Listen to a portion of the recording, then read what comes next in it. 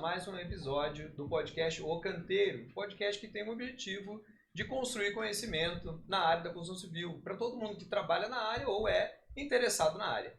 Henrico, meu amigo, o que vamos falar hoje à tarde para esse pessoal? Fala, André. Beleza? Beleza, como é que tá? Tudo jóia. Então, hoje a gente vai falar sobre gerenciamento de riscos. Pá.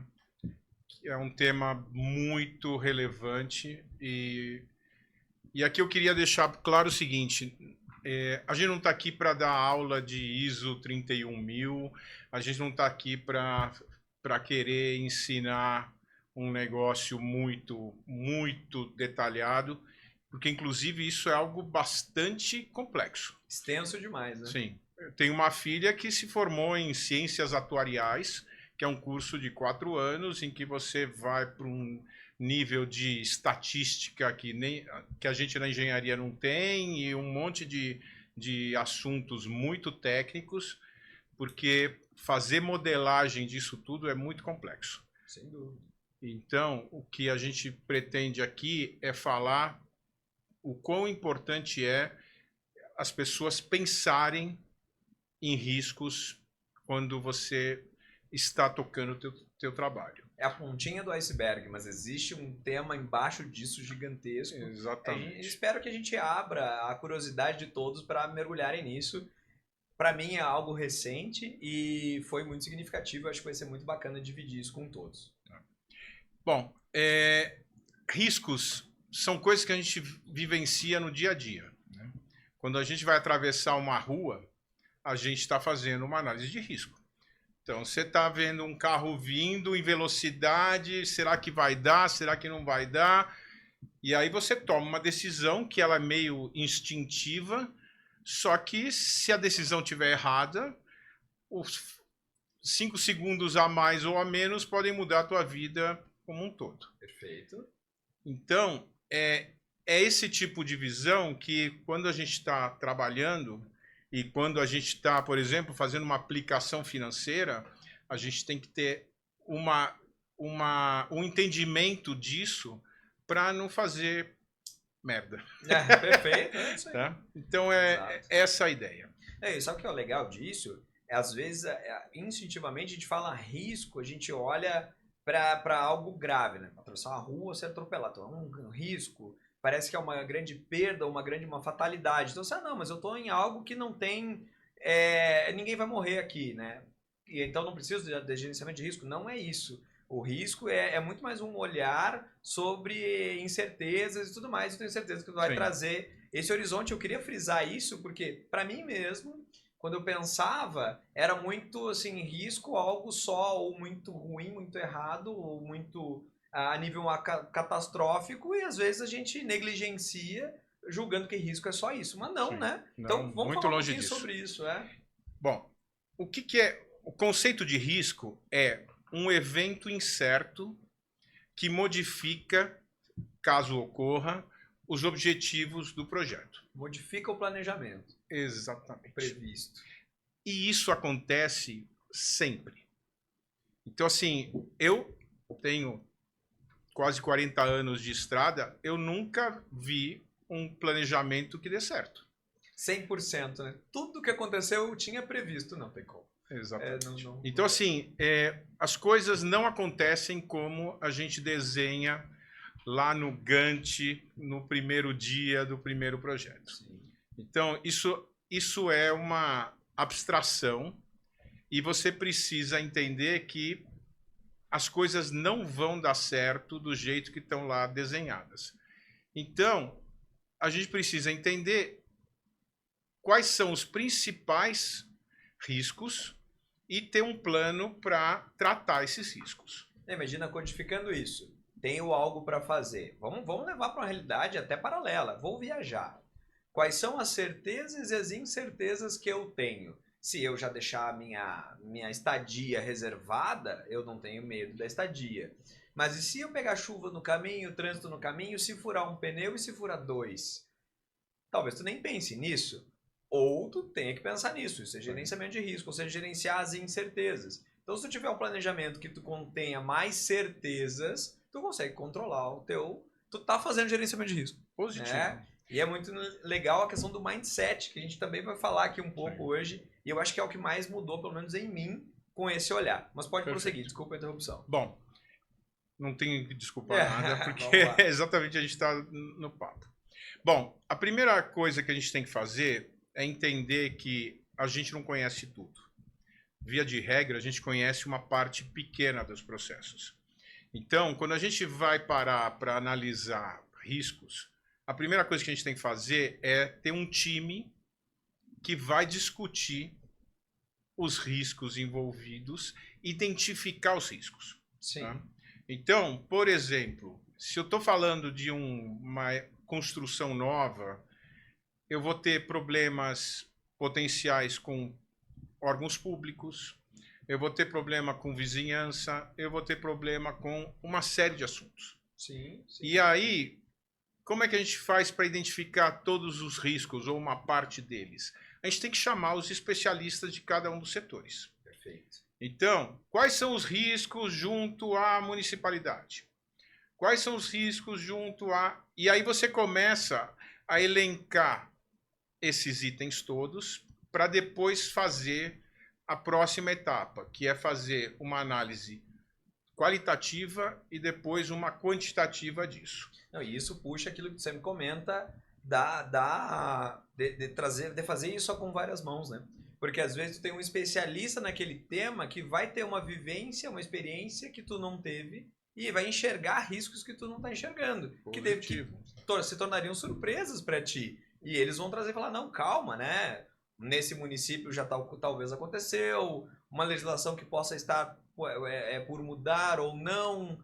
Então é importante essa questão do trabalho coletivo. Sim. E isso às vezes é bem difícil na nossa área. Às vezes a gente tem até projetistas, eu agora falando do lado de projetos, que tem uma longa carreira, mas que atua de uma maneira concentrada, tem uma visão profunda concentrada. E eles não conseguem ter uma visão 360 e evidentemente não conseguem participar fora do seu nicho, fora da sua caixinha. Então fica a dica, pessoal. Vamos fazer um planejamento de gerenciamento de risco, envolva o maior número de profissionais possíveis, que com certeza vai ter a maior visão possível do que pode acontecer.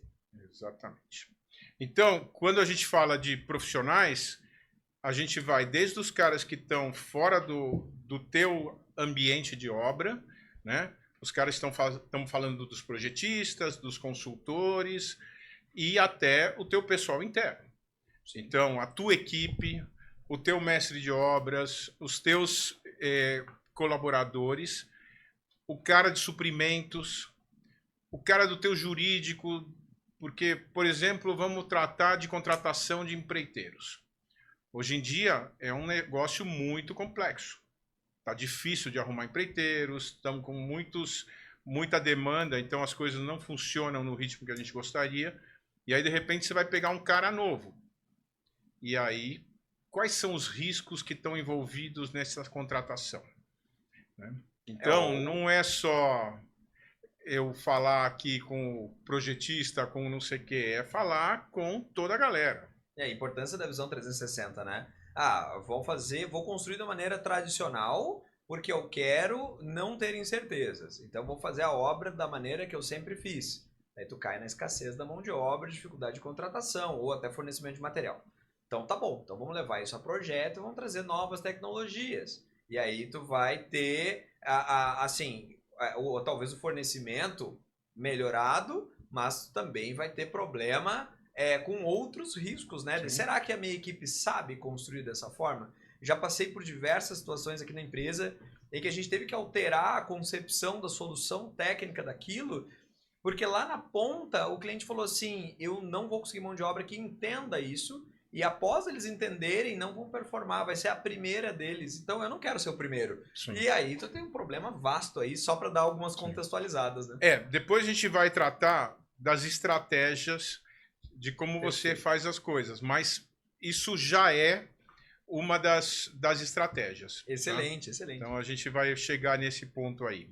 Senão a gente atravessa demais a formação do conhecimento do negócio. Perfeito. Então vamos lá. As etapas de como você trabalha essa questão dos riscos começa com entender, identificar quais são os riscos.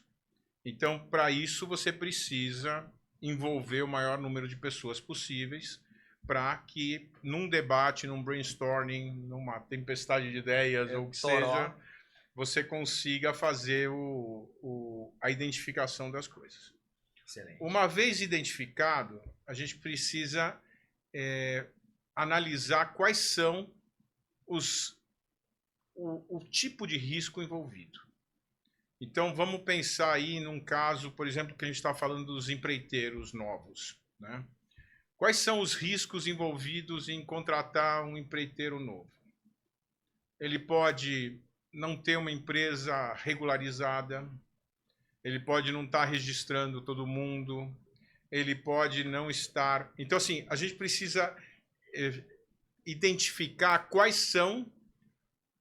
é a qualidade dos riscos que a gente tem. Ele pode não ter uma cultura sólida, um produto muito definido, uma mão de obra consolidada, né? Exatamente. Uma assertividade. Daqui a pouco tu visita uma obra dele e fala, realmente é boa, mas ele está numa variação tão grande por ser uma empresa nova que daqui a pouco não tem nada a ver com o teu serviço. Então, aumenta até um outro risco que tu pode não estar notando, né? Observando. Mas então, assim, o conceito dessa etapa é você desmembrar aqueles riscos que você identificou em quais são os problemas que cada um dos riscos pode apresentar. Perfeito. Aí, na sequência, depois disso, a gente tem que fazer uma análise de qual é a chance desse problema acontecer. E aí, quando você souber que tipo de problema pode acontecer e qual é a chance disso acontecer e quanto isso impacta no teu projeto, aí você começa a ter condições de fazer uma análise do assunto. Eu trouxe aqui umas matrizes para a gente discutir. Eu sei que quem está ouvindo e não está vendo vai ter uma certa dificuldade no entendimento disso. Mas aqui a gente pegou uma visão que é basicamente a visão do PMI, do PMBOK, que é o seguinte: os objetivos do projeto, via de regra, são o prazo, o custo, o escopo e a qualidade do trabalho. Perfeito. Tá? Então, esses são os grandes tópicos do negócio. E aí aqui eu tenho umas colunas que falam do nível de risco de cada uma dessas ações. Sim. Então, por exemplo, custo. Esse risco aumenta o custo. Se ele não aumenta significativamente o custo, a gente pode considerar que esse risco é muito baixo. Se ele aumenta menos que 10% o custo, ele é baixo. Se ele aumenta de 10% a 20%, ele é moderado. E assim vai. Então cada um dessas classificações de quanto é impactante o negócio, você vai botando isso numa categoria. O que a gente está enxergando aqui, pessoal? É muito, muito tranquilo para a gente que está vendo, evidentemente, mas imagina o pessoal essa hora fazendo uma esteira, tá quase capotando, pensando nisso, mas é algo muito tranquilo. Imaginem linhas, né? E nessas linhas tem custo, tempo, escopo e qualidade de cada risco que a gente vai elencar. E as colunas dessa linha, a gente vai classificar o impacto em relação à probabilidade. E muitas vezes tu está chutando isso, né? Então tu está entendendo. Aí a primeira que a gente agora leu como exemplo é a linha do custo. Então, se o risco que está sendo debatido, ele impacta ou não impacta o custo, então tu vai classificando ele. E tu geralmente vai classificar risco a risco dos itens elencados nessa sugestão em custo, tempo, escopo e qualidade. Uma coisa que eu não sei se a gente já comentou e me fez pensar muito nisso, abrir muito a mente, é que a gente fala em risco e eu acho que é natural pensar no perigo. Mas aqui também entram, melhor dizendo, né? Tem que pensar em risco como um nível de incerteza. E a incerteza pode ser positiva. Às vezes algo pode dar muito certo. E aí tem N exemplos que a gente podia dar. Imagina que, sei lá, eu vou até falar um que não seria nem da minha área de obra, mas imagina que tu tem um planejamento e porventura dá tudo certo. Não choveu nenhuma das vezes que tu imaginou. a equipe, o teu empreiteiro, ele finalizou outro projeto, então ele quis medir, ele resolveu botar mais mão de obra lá e não te cobrou por isso e avançou, algo assim. E quando tu vê, tu terminou uma etapa e tu não estava preparado para aquele terminar aquela etapa antes. Então fala assim, olha, eu adiantei a obra, mas isso é extremamente positivo, mas tu vai gerir isso de que maneira? Então risco, pessoal, é muito ligado à incerteza. O que pode ser incerto vai agregar um risco, ele pode ser positivo ou negativo. Só para que a galera não fique olhando sempre pro lado ruim da coisa. É o que é incerto. E aí aqui a gente traz esse exemplo, né, dessa tabela que a gente está escrevendo, abordando essas características de custo, tempo, escopo e qualidade. Mas pode prosseguir, cara, muito legal. Só voltando no que você falou agora, um risco positivo é uma oportunidade. Um risco negativo é uma ameaça. Excelente. Então, inclusive quando você faz diagnóstico de empresas e não sei o que, você tem um tal do SWOT, né? Sim. Que o pessoal fala. Então, assim, o que você tem de ameaças e o que você tem de oportunidades. Perfeito. Isso é algo que é parte do gerenciamento de risco. Acho que o pessoal em português chama de FOFA, se eu não me engano, né? Fortalezas, né? Fraquezas, oportunidades E ameaças. Ameaças, é isso mesmo. Exatamente. Mas isso. aí o SWOT é mais bonito. Pode seguir. Bom, aí depois, quando você já tiver feito essa classificação, a gente vai para a próxima matriz, que ela é a que vai servir para a gente traçar as ações, as estratégias. Então, depois que você classificou o risco que isso gera, você vai analisar a chance que isso ocorra. Perfeito. Então, por exemplo, eu tenho um risco muito alto em relação à qualidade. Só que a chance disso acontecer é muito pequena. Então, isso entra numa classificação como uma questão que é de moderada importância. Perfeito. Tá? Por mais que seja grave, se a probabilidade é muito baixa, ela deixa de... Tu deixa de sair dos holofotes, né? Ela sai dali. Tu não precisa ficar olhando para algo que tem 0,5% de chance de acontecer. Claro que olhar para tudo é importante, porque se esse meio acontecer, pode ser grave. O que acontece é o seguinte, esse negócio é uma fotografia do momento. Uhum. Então, quando a gente fala de gerenciamento de riscos, isso é algo que vai sendo revisado periodicamente. Perfeito. Então, aquilo mutante, é mutável. Exatamente. Aquilo que era irrelevante há um tempo atrás pode virar bizarramente importante. Por exemplo, a pandemia.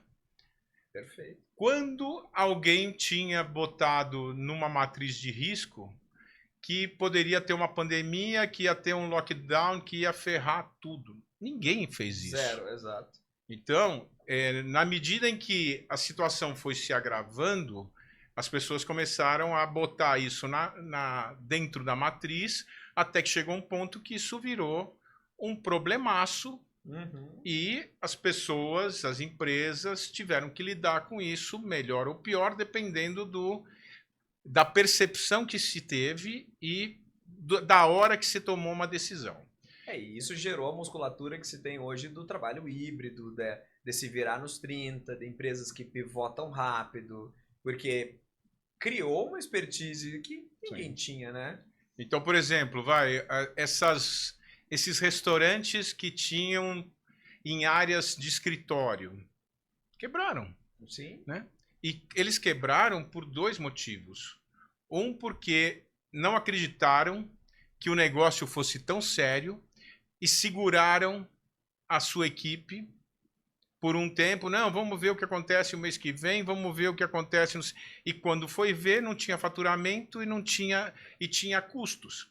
Uma empresa, é natural uma empresa, principalmente no nosso país, que é uma pedreira ter uma empresa, ninguém tem caixa para 1 ano. Então, 3 meses não tem mais o que fazer e salvo as empresas muito bem organizadas e geridas que têm uma previsão de, olha, 0 faturamento, eu vivo 3 meses. É pouco a nível de gestão, Sim. Mas é raro já achar empresas assim. Mas então, assim, quem conseguiu enxergar o negócio, a gravidade do assunto antes, sobreviveu. Perfeito. E quem demorou muito para entender o que estava acontecendo, morreu. Sim. Então, isso só para colocar o quão importante é revisitar esses assuntos com periodicidade. Sim. Porque o que era 0 virou 100%. Sim, perfeito. Então, é isso. Mas voltando, a gente vai chegar na conclusão de que nossas condições mais importantes do ponto de vista de impacto têm maior ou menor probabilidade de acontecer. Perfeito. E aí, em cima disso, a gente vai classificar as coisas com riscos maiores ou menores. Excelente. E aí, a partir dessa visão, a gente vai começar a traçar estratégias de como tratar isso. Então, antes de tratar isso, eu gostaria que a gente fizesse um overview dessa chamada primeira macroetapa, né? Então, chamar todos os interessados, os possíveis contribuintes para isso, a visão 360, quanto mais mãos, melhores, né? Fazer o levantamento dos possíveis riscos, fazer aquela análise de cada risco a nível de custo, tempo, né? Que a gente viu agora há pouco, e depois fazer essa matriz de probabilidade e impacto de todo mundo para organizar. Esse overview estaria bem colocado? Sim, é mais ou menos, é bem isso. Agora, é óbvio que aí entra aquilo que eu estava falando sobre o quão expert você é num assunto, né? Porque modelar qual o percentual de probabilidade que algo aconteça é muito complexo. Exato. Então tem um monte de teorias matemáticas para tratar isso. Tem o método de Monte Carlo, que é um negócio que foi desenvolvido exatamente para isso, e ele se baseia em teoria de jogos. Olha só. Né? Que você começa a imaginar quais são as chances de cada coisa acontecer. Mas, assim, de novo, não é o nosso enfoque aqui tentar passar todo essa teoria, porque a gente vai acabar que não vai funcionar. Né? Eu leio que muitas vezes essa questão de probabilidade, raramente, até no nosso meio, que somos matemáticos, né? Até no nosso meio, é raro tu ver se vou simular com alguma teoria probabilística. Não, é chute mesmo. Olha, eu entendo que isso aqui tem X pela minha experiência. Se você tem pouca experiência nesse lugar, chame alguém que tem. Exatamente. Eu falei assim, olha, qual foi a última vez que inundou essa região aqui? Porque se inundar, eu tô ferrado. Agora, se só chover um pouco, eu ainda tô bem. Né? Então, beleza, isso é um risco que tu vai ter, né? Conhecer a vizinhança é uma coisa muito...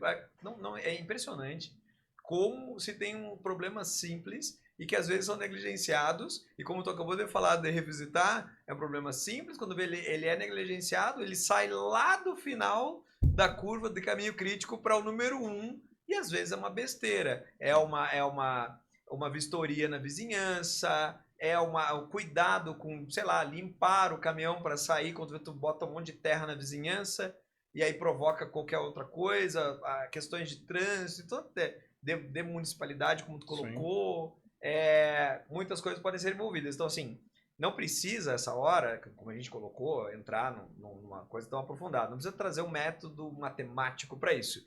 Mas veja qual o grau de certeza ou incerteza que tu tem desse risco levantado. Se tu se julga que tem baixo conhecimento e expertise, chame alguém que a tenha, e mesmo que essa pessoa te dê uma estimativa de cabeça. Sim. É o que a gente tem hoje, é o que a gente acaba praticando. Né? Sim. Eu, por exemplo, tive um caso aqui próximo, dá uns 4 quarteirões do nosso estúdio, que foi eu conseguir rebaixar os vizinhos todos de um quarteirão, porque eu estava fazendo uma obra de parede de diafragma e todos os vizinhos estavam feitos em fundação direta, casas velhas, não sei o quê. Rebaixei o lençol e as casas tudo afundaram. Eu costumo falar muito assim, dar exemplo de colchão de água, né? É isso, pessoal. Se tiver, não analisar os vizinhos, tu rebaixa todo mundo. Sim. E isso são coisas que agora a gente vai entrar na questão das estratégias, que eu posso dizer claramente que isso é uma coisa vermelha, ou seja, o risco é alto e ele deve acontecer. E aí o que eu vou fazer? Aí entram, agora a gente começa a tratar das estratégias de como fazer as coisas. Até agora é levantar e classificar. Como Exatamente. levantar, quem tu vai envolver, como classificar. Muito bom, muito bom. Eu achei que a gente até ia ficar de uma maneira mais superficial, mas gostei muito da colocação organizada que tu tá trazendo o conteúdo. Muito bom. Bom, então, para casos de riscos negativos, a gente tem 4 estratégias para tratar o assunto. Uma é prevenir, a outra é transferir, a outra é mitigar e a última é aceitar. Então vamos começar pela primeira, que é prevenir. Perfeito. Então vamos pensar num caso em que a gente vê que existe uma grande chance de acontecer um problema e a gente pode mudar a solução técnica e ao fazer isso a gente está eliminando esse problema. Está se prevenindo. Exatamente. Perfeito. Então, isso entra muito na tua área de projetos, né? Sim. Que é o que você comentou que o teu cliente disse, eu não tenho expertise para fazer isso e eu não quero ser pioneiro no assunto. Perfeito. Então, já que eu não quero correr o risco de não dar certo porque eu nunca fiz antes, então não vamos fazer isso. Exato. Mesmo tendo um risco de performance, de economia, de tudo mais. Ele tem outros riscos atrelados, né? Por isso é do 360 ainda. Você pode seguir, perfeito. O outro é transferir. Então, o que é transferir o problema? Eu sei que aquele prédio que ia ter 3 subsolos e que todos os seus vizinhos eram em fundação direta, ia dar merda. Perfeito. O que eu faço? Contrato um seguro. Antes de contratar o seguro, eu tenho que fazer o laudo de vizinhança, eu tenho que entender todo o processo, não sei o quê. Mas eu sei que o risco é muito alto e que isso vai custar dinheiro. Então, eu vou passar esse risco para o meu segurador. E aí eu vou falar um pouquinho sobre esse mercado, porque eu tenho experiência das histórias que minha filha conta, que a seguradora também transfere seus riscos. Olha só. Então, a seguradora faz um resseguro. Então, eles chamam empresas maiores para assumir uma parte do risco que está sendo contratado pelo teu seguro. E aí, imagina ter aquela abordagem, tu divide os lucros e divide os riscos, né? É um olhar por isso. Exatamente. Então, a transferência é uma solução que é muito praticada no mercado de construção civil para que não tenha problemas, que os problemas que tenham não sejam imputados para quem constrói. E olha que legal isso, né? Porque parece uma sacada genial. Assim, talvez quem esteja ouvindo a primeira vez fala, meu Deus, é isso, é eureka, descobri. Mas veja que é só transferir algo de um nível de incerto para um certo. Sim. Ou seja, se acontecer e eu tivesse que arcar do bolso, quanto ia me custar? Nem sei orçar isso. Pode quebrar, pode me quebrar. Sim. Beleza, mas e se eu contratar um seguro? Eu agrego certeza, eu sei que eu vou pagar ele, eu já sei o valor prévio, já está acordado, eu deixo de ter incerteza, por mais que tenha um custinho, mas eu vou para o campo da certeza. E aí a gente convive melhor e ameniza os riscos. Com certeza. Né? É isso. Então, a certeza é sair fora da incerteza. Exato. Aí depois você tem uma questão que é mitigar. Então, você pode criar estratégias para evitar que alguns problemas aconteçam.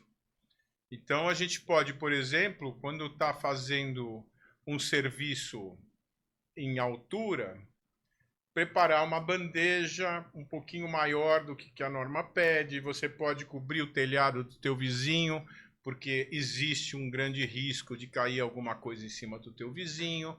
Então, você começa a definir algumas estratégias que são maneiras de diminuir o potencial do problema. Claro. Né? Então, assim, esse tipo de ação é uma mitigação. Você viu que pode ser que caia alguma coisa em cima do telhado do vizinho, quebre o telhado do vizinho, você tenha não sei o quê. Então você já mete lá uns madeirites em cima e já faz uma ação. E é muito ligado à prevenção também, né? Tu nem derrubou nada, mas se cair, então eu já ponho a madeira, eu tô prevenindo. Exatamente. Aí às vezes eu leio até um pouco, né, dessa questão da mitigação, às vezes no sentido de eu ainda estou superficial. Como é que eu vou mitigar isso? Eu vou me aprofundar nisso. Eu não sei o que vai acontecer. Então eu vou chamar alguém que saiba, vou até pagá-lo como consultoria, vou terceirizar essa questão para tomar uma decisão um pouco depois. Leria também, né, como mitigar Sim, essa questão. exatamente. Né? E os outros riscos você eventualmente aceita. Então, assim, a probabilidade que aconteça alguma coisa com algum assunto específico é pequena e o impacto disso também é pequeno. Então, Ou moderado, X. então tá bom. Então vamos aceitar que isso pode acontecer e aí, de repente, você tem uma contingência no teu orçamento para tratar pequenos problemas desses que não vão demolir teu orçamento, Sim. mas que talvez o cuidado que você fosse ter para que isso não aconteça ia custar mais caro do que o custo real do assunto. Sim. Pode ter um pulmão, né? Seja financeiro, seja temporal, Exatamente. para que se acontecer, tu vai seguir a vida. Exatamente. É o famoso o que não tem remédio, remediado está também, né? Claro que Sim. o que não tem remédios é mais o limite de, olha, não tem como fugir e tu já entrou nisso e não tem mais o que fazer. Cara, aceita e Sim. espera a chuva passar. Então, por exemplo, uma coisa que hoje em dia está muito normal. Você está fazendo o revestimento da fachada do teu prédio. Aí sai argamassa voando e cai no chão ou na rua. Aí o pessoal hoje em dia compra capas e se o cara deixar o carro estacionado ali, você já vai lá e mete uma capa no carro para evitar que isso é uma prevenção, né? Isso é uma mitigação. Agora, se cair a massa num carro que estava passando, você não pode ter coberto. Exato. Então, você já aceita que existe esse risco e você já deixa uma verba para lavar carro, né? Excelente. Então, assim, é esse tipo de assunto que pode ser tratado dessa forma. Excelente. Bom, e aí a estratégia quando o assunto é para o bem, né? Então você está vendo que, putz, esse cliente aqui tem um potencial muito grande. Se eu focar em atender ele muito bem, eu vou poder pegar outros projetos. Isso é uma visão que você pegou o primeiro serviço pensando no próximo. Aí o que você faz? Putz, eu preciso explorar essa possibilidade. Então, a primeira estratégia, quando você tem uma oportunidade de fazer alguma coisa boa, é explorar. Então, o que eu preciso para conseguir fazer com que essa oportunidade se realize? Eu preciso estar mais em contato com ele, eu vou pegar o meu melhor projetista e vou botar ele aqui nesse trabalho, eu vou, sabe? Uhum. Então, aí você vê um potencial de sucesso ali, e aí você põe tuas melhores ferramentas, a tua melhor gestão focada em atender esse cara. Faz a esse aposta, segmento, né? Exatamente. Uhum. Então, nessa questão de estratégias para o sucesso, uma é explorar, que é dedicar muito em cima disso. A outra é melhorar, que é você não investir tanto, mas trabalhar para que aquele assunto aconteça. Outra solução é compartilhar. Então, da mesma forma que você transfere o risco do negativo, você pode compartilhar do positivo. Então, de repente, você chama um amigo teu que também é do negócio e fala assim, vem cá junto comigo, vamos fazer esse negócio acontecer. É o famoso dividir para conquistar, porque senão não tem como. Né? Pode ser. Isso aí. E a outra é aceitar também que é tipo, bom, se der certo, deu certo. Sim. E boa. Entendeu? E que pode ser um risco. Vai que tu imagine, não, vou fazer um bom trabalho, ele vai me trazer uma obra.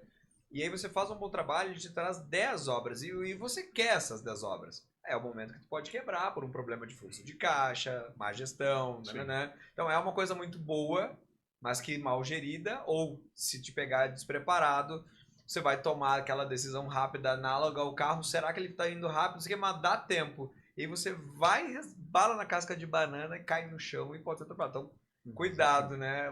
Vamos olhar com carinho até para os riscos positivos ou para as incertezas que podem te levar para um lado positivo também. Tudo é muito complicado e ele tem que ser sendo tratado cada tempo para que isso não seja esquecido ou relevado e que você perca a mão do assunto.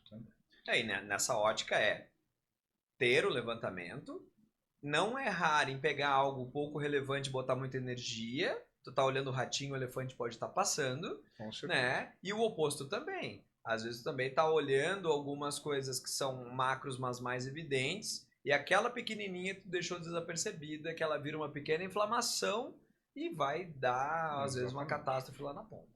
Então, na medida em que o processo vai acontecendo, você tem que estar revisando os assuntos, sempre. Bom, tem uns casos aqui que eu acho legais da gente discutir, que são exemplos que a gente vive no dia a dia e que podem ilustrar bem o assunto. Um deles é laje zero, que é um conceito que é muito utilizado hoje em dia, já faz algum tempo, e que tem um risco. Então, sei lá, no dia da concretagem chove. O que acontece? Tudo aquilo que eu ia ter de ganho, não vou ter mais. Uhum. Então, você tem que entender como é que você trata esse tipo de situação. Então, é óbvio que não vai chover todos os dias de concretagem, mas existe uma chance de chover mais ou menos em algum dia específico. E aí você precisa entender o que você faz. Então, eu vou cancelar a concretagem porque está chovendo hoje, mas pode ser que chova amanhã e depois de amanhã. Eu vou atrasar minha obra por causa disso? Vale a pena? Não vale? Então vou ter que deixar uma verba para fazer um polimento no piso de novo?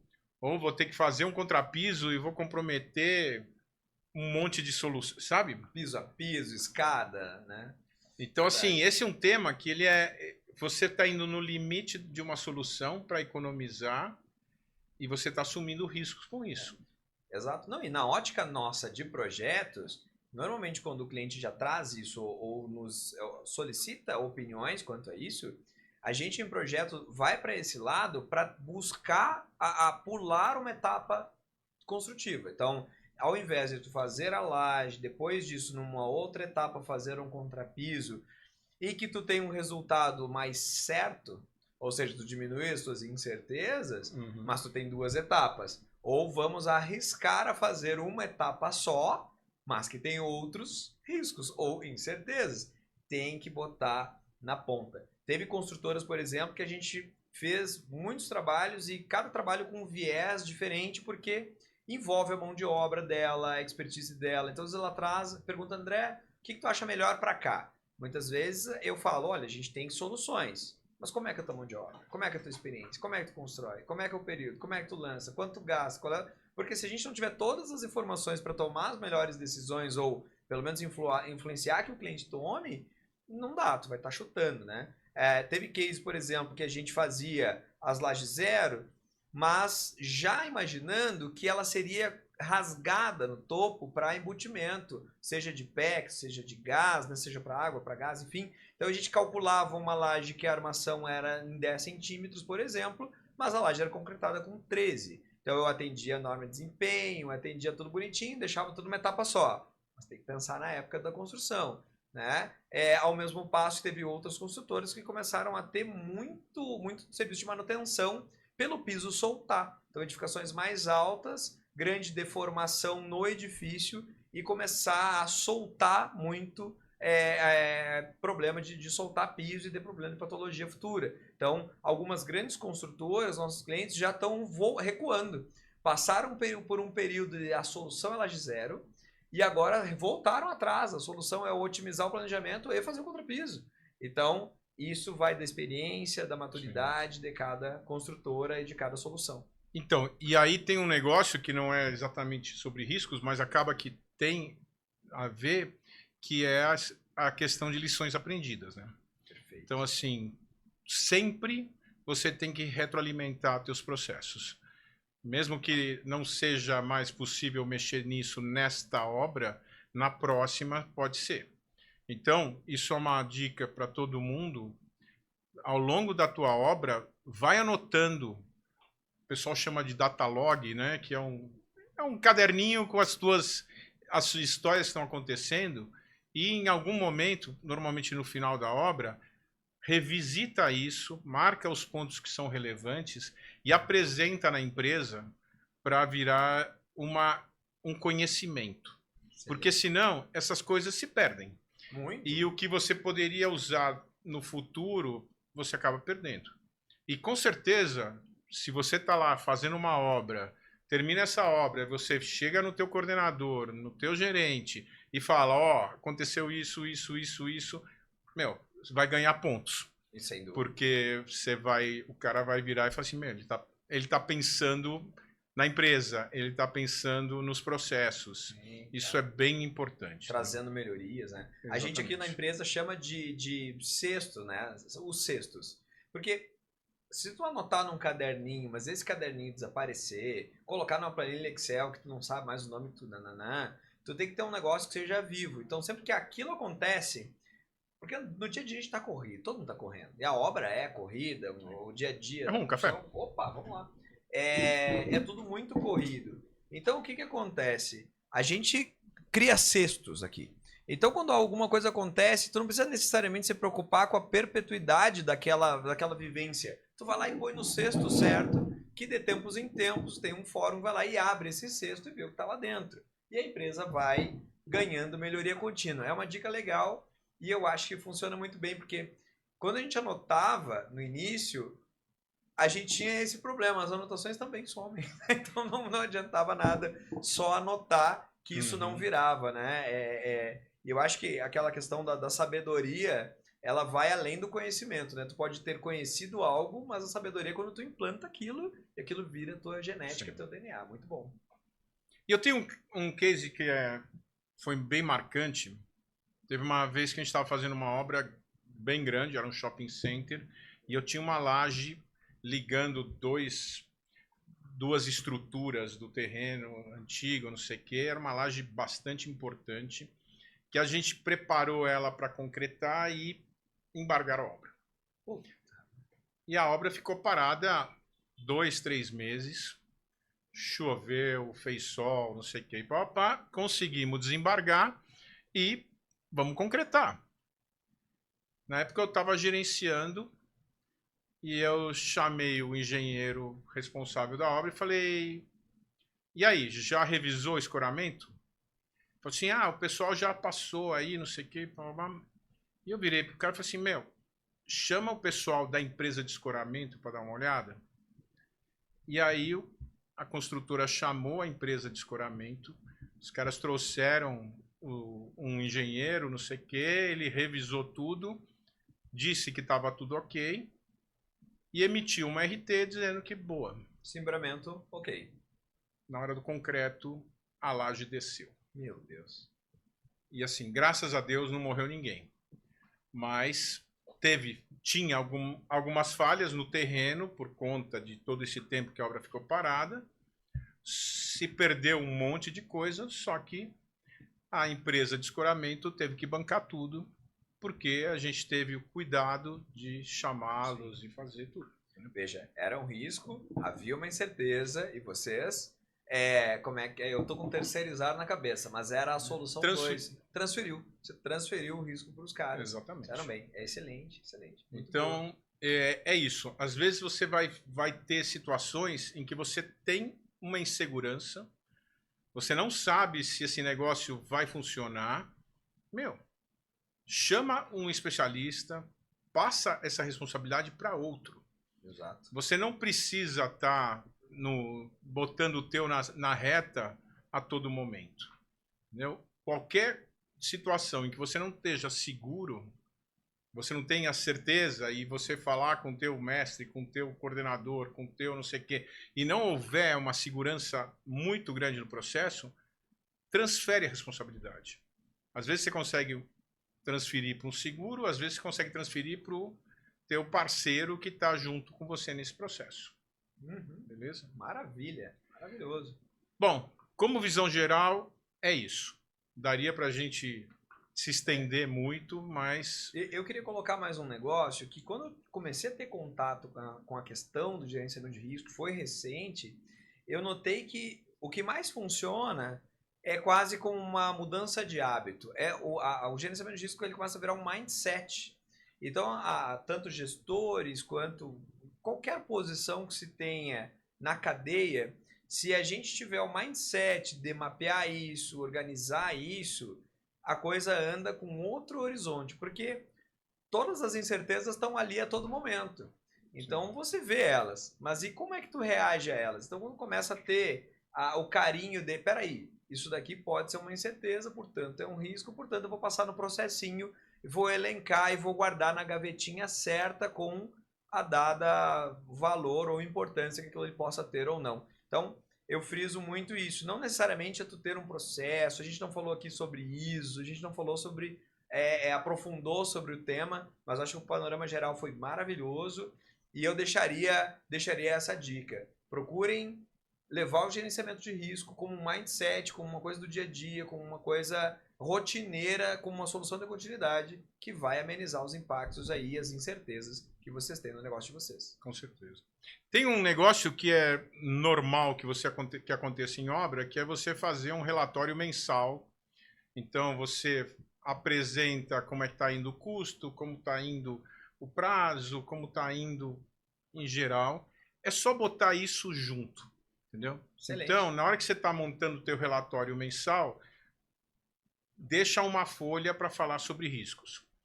E aí, aquele passado em que o assunto tal tinha relevância muito pequena, talvez ganhe outra importância e você tenha que um olhar já diferente para isso.